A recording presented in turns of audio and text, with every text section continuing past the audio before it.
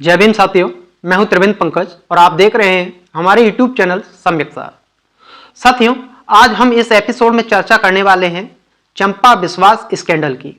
एक ऐसा मामला जिसमें एक दलित आईएएस की पत्नी के साथ 2 साल तक रेप होता रहा और वो चाहते हुए भी कुछ नहीं कर सका। देश में नेता और सरकार को छोड़ दें तो दूसरा सबसे ताकतवर व्यक्ति आईएएस अधिकारी होता है। नेता और सरकार तो बदलते रहते हैं लेकिन अधिकारी नहीं बदलते। सरकार बदलने से केवल इतना होता है कि आईएएस का विभाग और कार्य क्षेत्र बदल जाता है, उनके रुतबे में कोई कमी नहीं आती है। ऐसा इसलिए कि सरकार नीतियां बनाती है, उससे लागू करने का काम नौकरशाह करते हैं। इतना ताकतवर होने के बावजूद एक आईएएस की मजबूरी की कहानी सुनकर आप चौंक जाएंगे।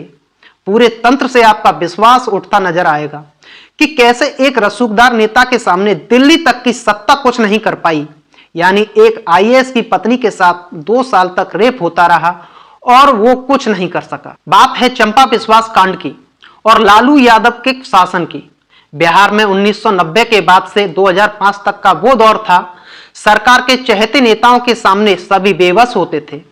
चंपा बिस्वास कांड उसी व्यवस्था का क्रूर और घिनौना सबूत है। यह कहानी एक ताकतवर नेता के परिवार और बिहार के एक आईएएस अफसर की पत्नी से जुड़ी है। आईएएस अपने आप में एक ताकतवर व्यक्ति होता है, लेकिन यहां पर जिस आईएएस अफसर की बात हो रही है वो सब कुछ जानते हुए भी कुछ नहीं कर सका। एक नेता इतना दबंग और चरित्रहीन था कि उसके आगे पटना से दिल्ली तक की सत्ता उस समय बौनी साबित हुई थी। आईएएस डीडी बिस्वास की पत्नी, मां, भतीजी और घर की 2-2 नौकरानियों के साथ एक नेता का बेटा लगातार रेप करता रहा। आईएएस अफसर को भी इस बात का पता लंबे अरसे बाद चला। मामला खुलने पर पुलिस में शिकायत हुई, पर पुलिस ने फाइल दबा दी। बिहार के तत्कालीन राज्यपाल को पत्र लिखने, मुलाकात कर न्याय दिलाने की अपील का भी व्यवस्था पर कोई असर नहीं हुआ। तत्कालीन राज्यपाल सुंदर सिंह भंडारी ने बिहार गृह मंत्रालय को पत्र भेजकर कार्रवाई करने के लिए कहा। उन्होंने कहा था कि यह संगीन जुर्म है, लेकिन बिहार के तत्कालीन डीजीपी नियाज अहमद अपनी तरफ से जांच करते हैं। जांच के बाद रिपोर्ट देते हैं कि हेमलता यादव के बेटे ने कुछ नहीं किया है।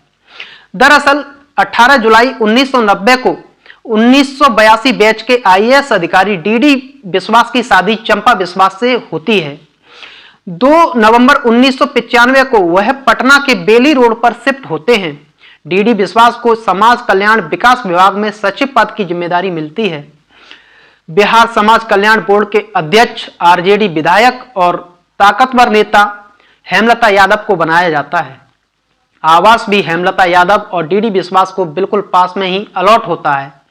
साल 1995 में रसूखदार नेता हेमलता यादव का 27 साल का बेटा, जो उस समय डीयू हिंदू कॉलेज का छात्र था, उसकी नजर चंपा बिस्वास पर पड़ी। नेता का बेटा उसके बाद चंपा को हवस का शिकार बनाने की मुहिम में जुट गया। आईएएस की पत्नी से रेप की शुरुआत की।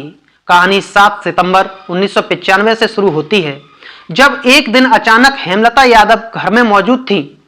उनका फोन आईएएस की पत्नी चंपा के पास जाता है। वो फोन पर कहती हैं कि नौकर की हालत खराब है, कुछ सहयोग करने के लिए घर पर आ जाओ। चंपा जैसे ही हेमलता के घर पहुंचती है, वो उन्हें एक कमरे में ले जाती है और झट से बाहर से दरवाजा बंद कर देती है।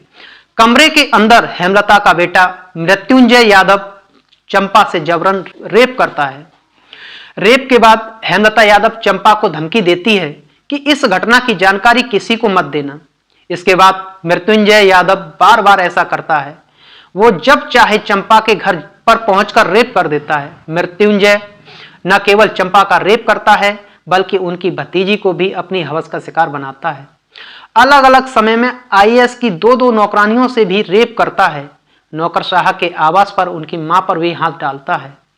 आईएएस के पूरे परिवार के खात्मे के डर से सब चुप रहते हैं, लेकिन मृत्युंजय यादव उतना ही बेखौफ हो जाता है।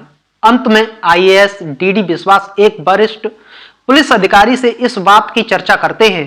पुलिस अधिकारी एक आईएएस की सहायता करने के बदले उन्हें चुप रहने और सब कुछ सहते रहने की सलाह देते हैं। 1995 से 1997 तक लगातार चंपा बिस्वास मृत्युंजय यादव के हवस का शिकार होती रहती हैं। हेमलता यादव का क्रूर आतंक इस कदर था कि अवैध संतान न हो जाए, इससे बचने के लिए वो नसबंदी करवा लेती हैं। इस मामले का खुलासा तब हुआ जब 1997 में चंपा विश्वास इस मामले की लिखित में पुलिस को शिकायत देती हैं, लेकिन पटना पुलिस उनकी शिकायत पर कुछ नहीं करती है। जब बिहार में विपक्ष के नेता सुशील कुमार मोदी ने प्रेस कॉन्फ्रेंस कर चंपा विश्वास कांड का खुलासा कर सबको चौंका दिया, उन्होंने आरोप लगाया कि बिहार में जंगल राज है, एक आईएएस का परिवार महफूज नहीं है, कानून व्यवस्था चौपट है। उन्होंने आरोप लगाया था कि यह कौन सा समाज है जिसमें आईएएस की पत्नी की आबरू सुरक्षित न हो। रेप का सिलसिला जारी रहता है। एक दिन जब चंपा विश्वास और उनके आईएएस पति बिहार के तत्कालीन राज्यपाल के पास जाते हैं, उनसे मदद की गुहार लगाते हैं, राज्यपाल की पहल पर 1997 में मृत्युंजय गिरफ्तार होता है, हेमलता यादव फरार हो जाती हैं। 2 महीने बाद हेमलता ने सरेंडर किया। 5 साल बाद हेमलता यादव और उनके बेटे मृत्युंजय यादव दोनों को 3 साल की जेल हुई। उसके बाद दोनों जमानत पर जेल से बाहर आ जाते हैं। इसी बीच पटना लोकल कोर्ट का फैसला आता है। मृत्युंजय को 10 साल और हेमलता यादव को 3 साल की सजा मिलती है। मृत्युंजय पटना हाईकोर्ट में सजा के खिलाफ अपील करता है। पटना हाईकोर्ट ने लोअर कोर्ट के फैसले को पलट दिया। नतीजा यह निकला कि नेता के परिवार को हाईकोर्ट ने सभी आरोपों में बरी कर दिया। इसके बाद चंपा और डीडी विश्वास दिल्ली आ गए, फिर झारखंड में शिफ्ट हो गए। बाद में उनका निधन हो गया। अब चंपा कोलकाता में गुमनाम जिंदगी जी रही हैं। साथियों, आपको यह एपिसोड कैसा लगा कमेंट करें, लाइक करें, साथ ही हमारे चैनल सम्यक सार को सब्सक्राइब करें।